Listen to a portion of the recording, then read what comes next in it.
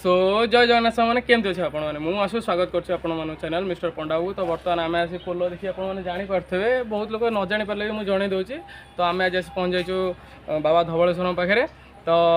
चलते जी blog T start करिया। आपण मानक मंदिर विषय सब किसी जनवाई मुझे चेष्टा करी सब वीडियो करी। तो ये जी मंदिर विषय मंदिर जो भाईना अच्छे पचार मंदिर विषय। तो आप ब्लॉग टी को एंजॉय करूँ। चलते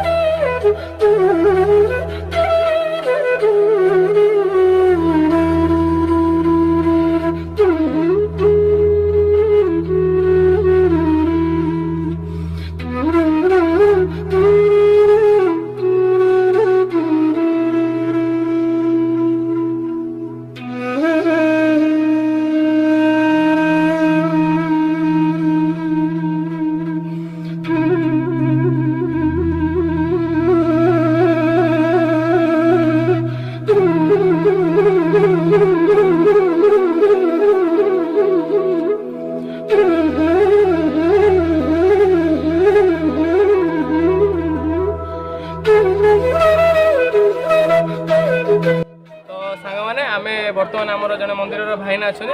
मंदिर विषय पचार तो मंदिर विषय भाईना नमस्कार। जय बाबा धवलेश्वर पूजक श्री कीर्तिकंठपति ये हूँ देवाधिदेव महादेव बाबा धवलेश्वर पीठ ये जो धवलेश्वर पीठ धवलेश्वर नामकरण केमिति है मुझे को स्वल्प आकार श्रद्धा भक्त मान जन चाहूँगी ये जो आपण बर्तमान पीठ देखुं ये जो पीठ मार्बल टाइल सब पड़ी कालक्रमे ये सब नाला ये हूँ प्रताप रुद्रदेव तांकर वंशधर दे कि राजा आठगढ़ अधीन मंदिर परिचालित होता दिने कौन है जो मंदिर को एठार बहुत गाई गोरु आमर ये मंदिर आर पाखे जो मंचेश्वर ग्रामटी अच्छी से ग्राम बहुत गाई गोरु एठिक चरिया को आसती दिने कौन है राजा प्रहरी ये पीठर जगुआली था से पीठ घोर जंगल थिला चाल कुड़िया गोटे गोटे घर थिला ये बर्तमान जो पीठ अच्छी कोठा घर और टाइल मार्बल से नाला तेणु से पीठटी थिला अनंत वासुदेव कूद धवलेश्वर आविर्भाव होन आमर बाबा बुढ़ालिंग जे कि अच्छा पश्चिम द्वार विराजमान नदीकूल से प्रथम पूजा पाते प्रथम जो अनंत वासुदेव कूद एठारे धवलेश्वर केमिति आविर्भाव हेले मुझे किसी कह जाऊँगी जो मंचेश्वर ग्राम पटर गाई गोरु चरवा आसती दिने कौन है से गोटे चाषीटी से गोटे कला अंडीरा बाछुरीटी को से लोभाकृत करुच्ची मुझे मो घरे रखी मो परिवार पोषण हम मो खेतीबाड़ी जमी करी तेणु दिने कौन है से बाछुरीटी को आमर जो मंदिर सम्मुखें बर्तमान जो घंटी टंगा है गोटे बड़ कुंभ था से बाबा धवलेश्वर आविर्भाव तेज अनंत वासुदेव मंदिर था से बाबा से मंदिर मुखद्वार थिला पूर्व पटरे से जो कला अंडीरा बाछुरीटी से तार गामुछार बांधि जाइए रात्र पाहांत पाहांत होइथिबारु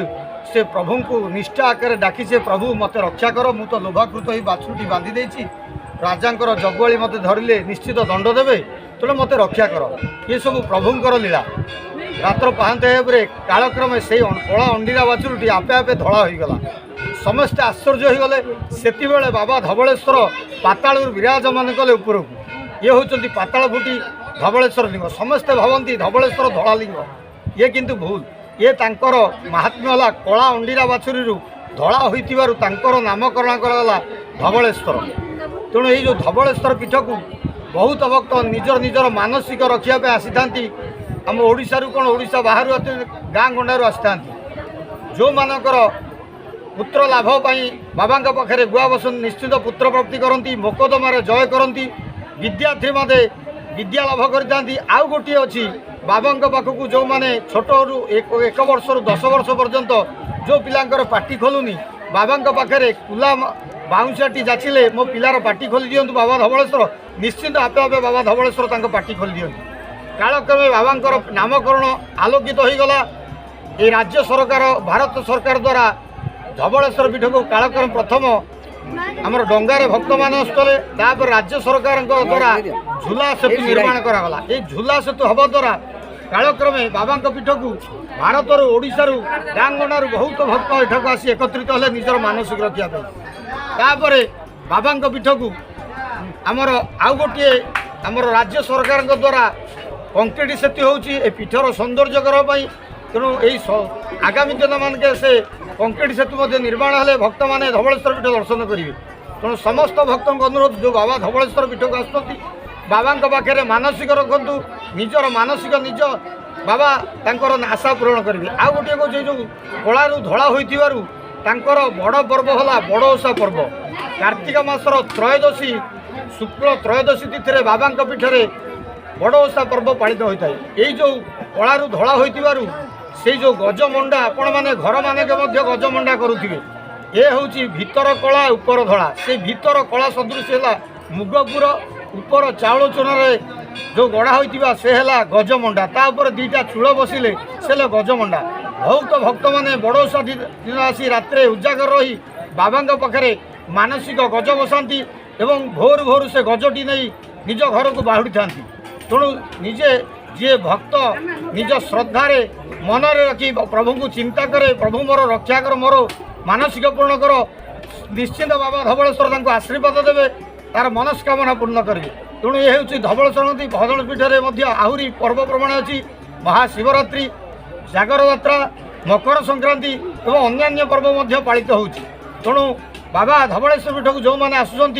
धवलेश्वर दर्शन पातु आशीर्वाद नियंतु बाबा बुढ़ालिंग दर्शन करंतु एवं चतुर्पार्श्वे जो देवादेवी अच्छा दर्शन करंतु। जय बाबा धवलेश्वर जय बाबा धवलेश्वर। धन्यवाद भाईना आप मंदिर विषय एत गुड़ा किसी कही आम दर्शक मैंने जाणिक बहुत बाबा कृपा लाभ करेंगे बहुत आप प्रभु धवलेश्वर समस्त को आनंद रखी था। धन्यवाद।